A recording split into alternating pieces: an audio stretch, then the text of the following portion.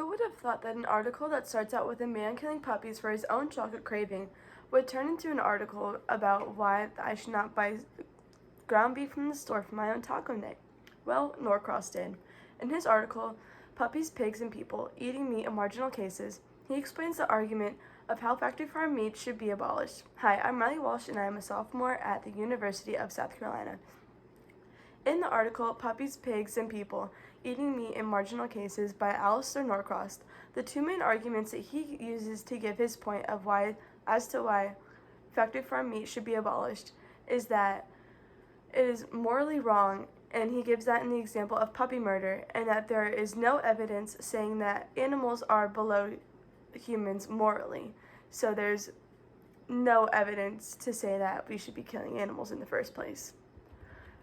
The subpoints to the arguments that I will be talking about are how Norcross compares the situation of killing a puppy as to why we shouldn't buy factory farm meat, and he associates this through a situation that is more relatable for the common reader, and he then gives some solutions as to why he thinks this is plausible.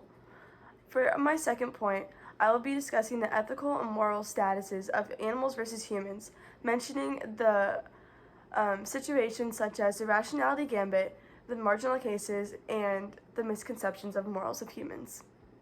Norcross's first argument to the point of why factory farm meat is wrong is by him mentioning that humans are essentially equal to the man of Fred, the man who single-handedly kills puppies, because that we are doing the same thing, but waiting for another person to do the job for us. In this situation, we are similar to Fred because he is doing this for his own gustatory pleasure, as so are we. To avoid this problem by being bystanders in this situation, Norcross thinks that people should just avoid factory farm meat. The first subpoint brought up with Norcross is that some people are unaware of the occurrences that are happening in the situation of factory farming. He refutes this with the fact that even if people knew about the issue, people would still partake in factory farming because the job is already done, so people think that they are not doing anything wrong. This is brought up in an article about the socio-ecological aspects of factory farming, where people think that it is out of the consumer's hands because the meat is already in the marketplace, therefore the factory farming damage is already done. He then extends his argument by countering what he says earlier about how the consumer has no control over whether the meat is already processed, that they should just avoid the meat overall, because if you avoid the meat overall and go vegetarian, then you are not giving the companies the profit of doing the factory farming and therefore getting rid of meat in the process of factory farming and getting rid of the process in all. But what about the ethical statuses of animals? Norcross then shifts his argument from the direct solutions of getting rid of factory farming as to why factory farming should not occur in the first place. This is the aspects of the marginal cases, and he then brings up the moral rights of humans versus non-humans, or in this case, the animals. He reveals that there's no way to provide adequate grounds for putting humans above animals morally.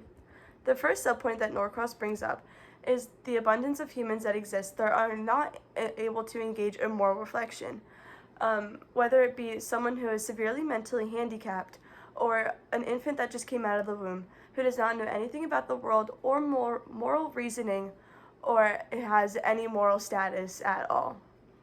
If all humans were supposed to be above non-humans in the sense of morals, then that would be an unfair imbalances of moral structures.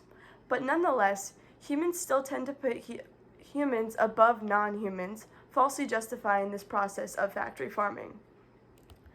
And there is a point of sympathy that all humans exert for themselves as humans and certain animals.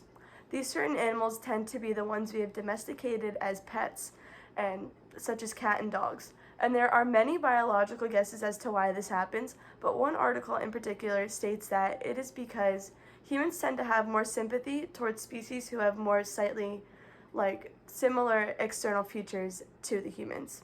And this is seen in an article in Psychology Today. The rationality gambit also applies in this situation. because humans have a tendency to think that humans are more rational than the animals, saying that they have more of a sense of moral reasoning, so they have a justification for killing them. The reasoning for this rationality is quoted by Bonnie Steinbach through the Norcross article, saying that humans have, they are held responsible for their actions, they have a desire for self-respect, and they have the norm of reciprocity. This is debunked through my previous explanation of the marginal cases, which we saw through the infants and the severely mentally handicapped people. Another point that Norcross makes is that humans have the mindset of the norm of reciprocity. This means that if a non-human cannot exhibit the same moral values as a human, then the humans view them as morally inferior to the humans themselves. This is a misconception for humans because as of right now, there is no effective way to communicate with these non-humans, and there's no evidence that there are different morals between these humans and non-humans. So, since the non-humans can not directly tell humans that they do share the same interests or values, being their morals, there is no evidence to prove that they are morally inferior, which also helps with the justification of non-factory farming. So they should not be treated this way.